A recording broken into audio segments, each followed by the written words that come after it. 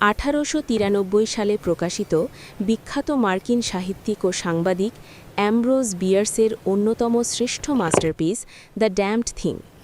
এটি প্রচলিত কোনো ভৌতিক গল্প নয়, বরং মনস্তাত্ত্বিক ভীতি ও বিজ্ঞানমনস্ক অতিপ্রাকৃত রহস্যের এক অসাধারণ মিশেল।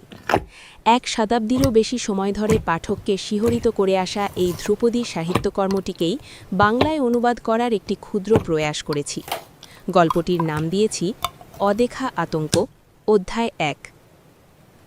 ঘরের এক প্রান্তে একটি এবড়ো-খেবড়ো কাঠের টেবিল, তার ওপর জ্বলছে একটি মাত্র মোমবাতি। সেই টিমটিমে আলোয় ঝুঁকে পড়ে জীর্ণ পুরনো এক খাতা পড়ছিলেন এক ব্যক্তি। লেখাগুলো এতটাই ফ্যাকাশে যে পরিষ্কারভাবে দেখতে হলে তাকে পাতাগুলো বারবার শিখার কাছে তুলতে হচ্ছিল। তখন খাতার ছায়ায় ঘরের অর্ধেক ডুবে যাচ্ছিল অন্ধকারে, আর সেখানে বসে থাকা বাকি 8 জন মানুষের মুখ হয়ে উঠছিল আরও অস্পষ্ট। তাদের মধ্যে 7 জন দেয়াল ঘেঁষে নিশ্চুপ বসে। ঘরটি এত ছোট যে হাত বাড়ালেই তারা টেবিলের ওপর শুয়ে থাকা অষ্টম ব্যক্তিটিকে স্পর্শ করতে পারত। লোকটির মুখ ছাদের দিকে, শরীর আংশিক চাদরে ঢাকা, হাত দুটো দুপাশে প্রসারিত। সে মৃত। ঘরের ভেতরে এক ধরনের চাপা প্রতীক্ষা। কেউ কথা বলছে না, কেবল বাইরে থেকে ভেসে আসছে প্রান্তরের রাতের শব্দ।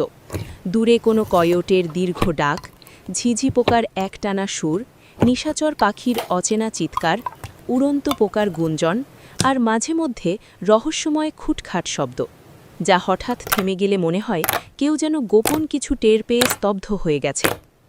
ঘরের মানুষগুলো আশেপাশের কৃষক ও কাঠুরে, রুক্ষ মুখ, গম্ভীর দৃষ্টি।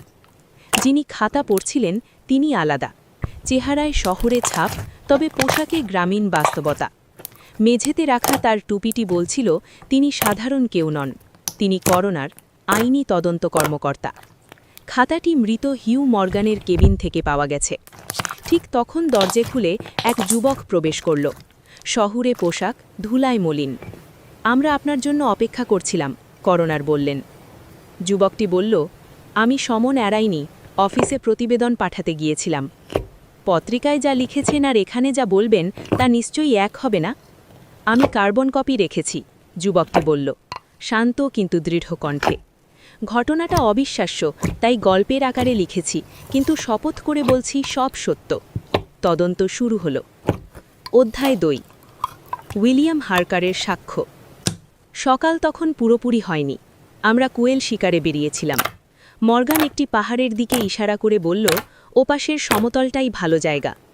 ঝোপঝাড় পেরিয়ে খোলা জায়গায় আসতেই ডান দিকে একটি বুনো ঝোপের ভেতর প্রচণ্ড দাপাদাপির শব্দ। আমি বললাম, হরিণ হবে। মর্গান থেমে গেল, বন্দুক প্রস্তুত করল। তার মুখ ফ্যাকাশে। হঠাৎ ঝোপের পাশের বুনো ওট ঘাস অদ্ভুতভাবে নড়তে শুরু করল, যেন কোনো ভারী অথচ অদৃশ্য বস্তু এগিয়ে আসছে ঘাসগুলো পিষে দিয়ে। ওটা সরাসরি আমাদের দিকেই আসছিল। মর্গান গুলি চালালো, 2 ব্যারেল একসাথে। সঙ্গে সঙ্গে ভেসে এলো এক হিংস্র গর্জন। ধোঁয়ার ভেতর থেকে অদৃশ্য এক শক্তি আমাকে মাটিতে আছড়ে ফেলল।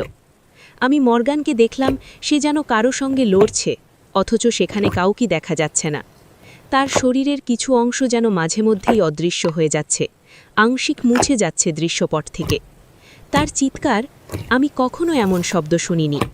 কয়েক সেকেন্ডের মধ্যেই সব শেষ। তারপর ঘাসের সেই রহস্যময় নড়াচড়া জঙ্গলের দিকে সরে গেল। মর্গান তখন মৃত। অধ্যায় 3। মৃতদেহের পরীক্ষা। শরীর জুড়ে আঘাতের দাগ, পাঁজর ভাঙা, চামড়া ছিন্ন, গলার অবস্থা বিভৎস। পোশাক ছিঁড়ে গেছে যেন কোনো নখ দিয়ে। জুরিরা শেষে রায় দিল, মৃত ব্যক্তি পাহাড়ি সিংহের আক্রমণে নিহত, তবে মৃত্যুর আগে তার মৃগী রোগের খিঁচুনি উঠেছিল বলে সন্দেহ। অধ্যায় 4। মর্গানের ডায়েরি। 2রা সেপ্টেম্বর। তারাগুলো এক একে অদৃশ্য হচ্ছিল, যেন আমার আর আকাশের মাঝখান দিয়ে বিশাল কিছু হেঁটে গেল। 27শে সেপ্টেম্বর। প্রতিদিন ওর উপস্থিতির চিহ্ন পাচ্ছি। আমি ঘুমোই না। যদি এগুলো সত্যি হয় আমি পাগল হয়ে যাব, যদি কল্পনা হয় তাহলে আমি ইতিমধ্যেই পাগল। 7ই অক্টোবর। শব্দের মতো রঙেরও সীমা আছে। আমরা সব শব্দ শুনতে পাই না, সব রং দেখতে পাই না। মানুষের চোখ অসম্পূর্ণ। পৃথিবীতে এমন রং আছে যা আমরা দেখতে পাই না, আর ঈশ্বর আমাকে রক্ষা করুন ওই অভিশপ্ত জিনিসটার রং ঠিক তেমনই।